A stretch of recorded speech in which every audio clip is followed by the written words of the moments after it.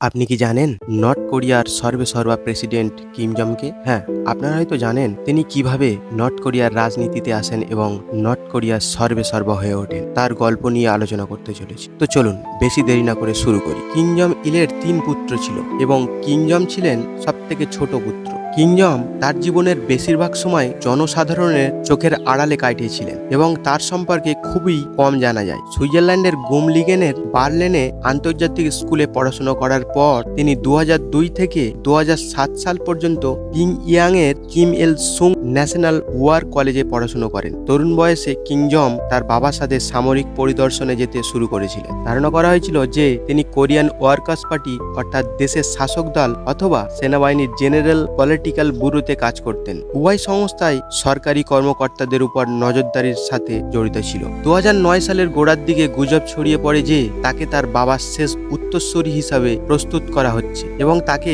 প্রার্থী হিসাবে তালিকাভুক্ত করা হয়েছিল। 2009 সালে সুপ্রিম পিপলস অ্যাসেম্বলির সদস্য হিসাবে নির্বাচিত হন কিম জং এবং সেই এপ্রিলে তাকে ক্ষমতা শক্তিশালীদের উপর একটি পদ দেয়া হয়। সেটি হলো জাতীয় প্রতিরক্ষা কমিশন। সংবিধানের দেশের সর্বোচ্চ পদ হিসাবে সংজ্ঞায়িত এডিসি চেয়ারম্যান ছিলেন কিম জং। 2009 সালের মাঝামাঝি সময়ে কিম জং দেশের অভ্যন্তরে ব্রিলিয়ান্ট কমরেড উপাধিতে উল্লেখ করা হতে থাকে এবং জুন মাসে জানা যায় যে তাকে রাষ্ট্রীয় নিরাপত্তা বিভাগের প্রধান হিসাবে মনোনীত করা হয়েছে। সেই বছর তিনি রিজেল জুকে বিয়েও করেছিলেন বলে জানা যায়। 2010 সালের সেপ্টেম্বরে কিম জং 4 তারকা জেনারেল উচ্চ পদস্থ হয়েছিলেন, যদিও তার পূর্বে কোনো সামরিক অভিজ্ঞতা ছিল বলে জানা যায়নি। তার নিয়োগের সময়টিকে তাৎপর্যপূর্ণ বলে মনে করা হয়েছিল কারণ এটি আনুষ্ঠানিক অধিবেশনের পর থেকে কেডব্লিউপির প্রধান সাধারণ সভার কিছুক্ষণের আগে হয়েছিল, যেখানে তার বাবা কিম ইল সুং এর উত্তরসূরি হিসাবে মনোনীত হয়েছিলেন। পরের বছর ধরে উত্তরসূরি হিসাবে তার নিজের অবস্থান আরও স্পষ্ট হয়ে ওঠে। 2011 সালের ডিসেম্বরে তার বাবার মৃত্যুর পর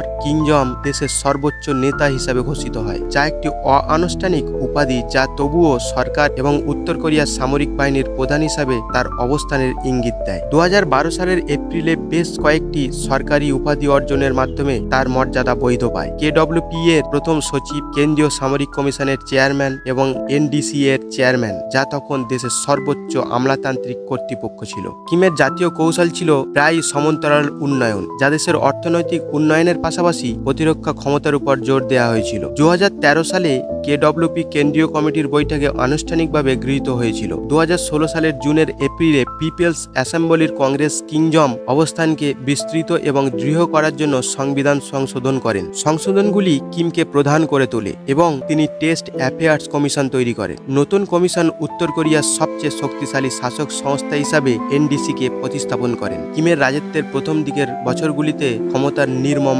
একাধিকরণ এবং উত্তর কোরিয়ার পারমাণবিক অস্ত্র কর্মসূচি তীব্র ত্বরান্বিতকরণ ছিল। 2013 সালের ডিসেম্বরে কিম জং তার কাকাকে মৃত্যুদণ্ড দেন। জ্যাং ছিলেন কিম জং ইলের অভ্যন্তরীণ বৃত্তের সদস্য এবং তার বাবার মৃত্যুর পর ছোট কিম জং এর জন্য ভার্চুয়াল রিজেক্ট হিসাবে কাজ করেছিলেন। জ্যাং এর মৃত্যুদণ্ড বেজিং এর সাথে বিচ্ছেদের ইঙ্গিত দেয়, কারণ জ্যাং দীর্ঘদিন ধরে চীনের সাথে ঘনিষ্ঠ সম্পর্কের সমর্থন ছিলেন। যদিও জ্যাং ছিলেন কিম কর্তৃক বহিষ্কৃত সর্বোচ্চ প্রোফাইল কর্মকর্তা, তবুও দলত্যাগী এবং দক্ষিণ কোরিয়ার গোয়েন্দা সংস্থা জানিয়েছেন যে যারা শাসন ব্যবস্থাকে অসন্তুষ্ট করেছিল তাদের নিয়মিতভাবে মৃত্যুদণ্ড কার্যকর করা হচ্ছে। বেশ কয়েকজনকে দার্শনীয় এবং ভয়াবহভাবে মৃত্যুদণ্ড দেওয়া হয়েছিল বলে জানা গেছে। এই ধরনের ঘটনাগুলি উত্তর কোরিয়ার অভ্যন্তরের ঘটনাবলী সম্পর্কে সঠিক তথ্য পাওয়া কতটা সঠিক ছিল তা স্পষ্ট চিত্র তুলে ধরে। কিম জং ইলের নেতৃত্বে উত্তর কোরিয়ার পারমাণবিক অস্ত্র কর্মসূচি দ্রুত গতিতে এগিয়েছে। 2006 সালের অক্টোবরে দেশটির প্রথম ভূগর্ভস্থ পারমাণবিক বিস্ফোরণ ঘটে, যা ধারাবাহিক ব্যালিস্টিক ক্ষেপণাস্ত্র পরীক্ষার কয়েক মাস পরেই ঘটে। কিন্তু পর্যবেক্ষকেরা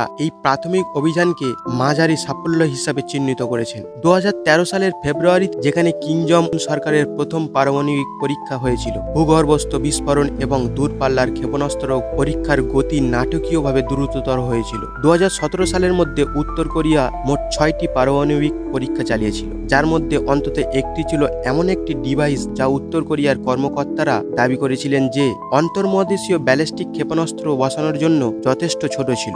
মার্কিন যুক্তরাষ্ট্রের মূল ভূখণ্ডের একটি উল্লেখযোগ্য অংশ এখন তাত্ত্বিকভাবে উত্তর কোরিয়ার পারমাণবিক আক্রমণের আওতার মধ্যে থাকায় কিম এবং মার্কিন প্রেসিডেন্টের মধ্যে বাকযুদ্ধ শুরু হয়। ওয়াশিংটন এবং পিয়ংইয়াং যখন অপমান এবং তীব্র বক্তৃতার বিনিময়ে লিপ্ত ছিল, তখন কিম ঘরে বসে এক ধরনের অপ্রত্যাশিত আকর্ষণীয় আক্রমণ শুরু করেছিলেন। ডেমোক্র্যাটিক পার্টি অফ কোরিয়ার প্রথম নির্বাচন 2017 সালের মে মাসে দক্ষিণ কোরিয়ার রাষ্ট্রপতি হিসাবে মুন জে ইন উত্তর ও দক্ষিণ কোরিয়ার মধ্যে সম্ভবত পূর্ণ সম্পর্কের দরজা খুলে দিয়েছিলেন। 2018 সালে দক্ষিণ কোরিয়ায় অলিম্পিক গেম অনুষ্ঠিত করা হয়েছিল। সেই সময় দুই দেশ একত্রিত হয়ে একটি সংলাপ শুরু করে, যার ফলে উত্তর ও দক্ষিণ কোরিয়ার ক্রীড়াবিদরা এককভাবে এবং ঐক্যবদ্ধ কোরিয়ার পতাকার নিচে উদ্বোধনী অনুষ্ঠানে অংশগ্রহণ করেন। কিমের বোন কিম ইয় জং এই গেমসের অংশগ্রহণ করেছিলেন। কোরিয়া যুদ্ধের সমাপ্তির পর উত্তর কোরিয়ার প্রথম শাসক হিসাবে তিনি দক্ষিণ কোরিয়া সফর করেন। 10ই ফেব্রুয়ারি মুনের সাথে এক ঐতিহাসিক বৈঠকে কিম জং তার ভাইয়ের হাতের লেখা একটি নোট পৌঁছে দিয়েছিলেন, যাতে দক্ষিণ কোরিয়ার রাষ্ট্রপতিকে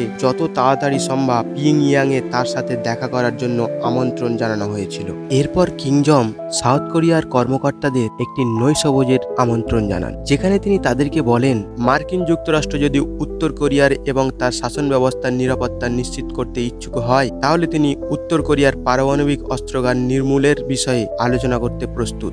এই বৈঠকটিতে এক দশকেরও বেশি সময় ধরে দুই কোরিয়ার নেতাদের মুখোমুখি হওয়ার প্রথম ঘটনা ছিল এবং এই জুটি কোরিয়ান উপদ্বীপের পারমাণবিক নিরস্ত্রকরণ এবং একটি যুদ্ধবিরতির সমাপ্তির বিষয়ে আলোচনা করেন, যা আনুষ্ঠানিকভাবে কোরিয়া যুদ্ধের অবসান ঘটে। তো বন্ধুরা, আজকের মতো এইটুকু। আবার দেখা হচ্ছে নতুন কোনো ভিডিওর মাধ্যমে। আপনারা সুস্থ থাকবেন, স্বাস্থ্য থাকবেন এবং নিজের প্রতি খেয়াল রাখবেন।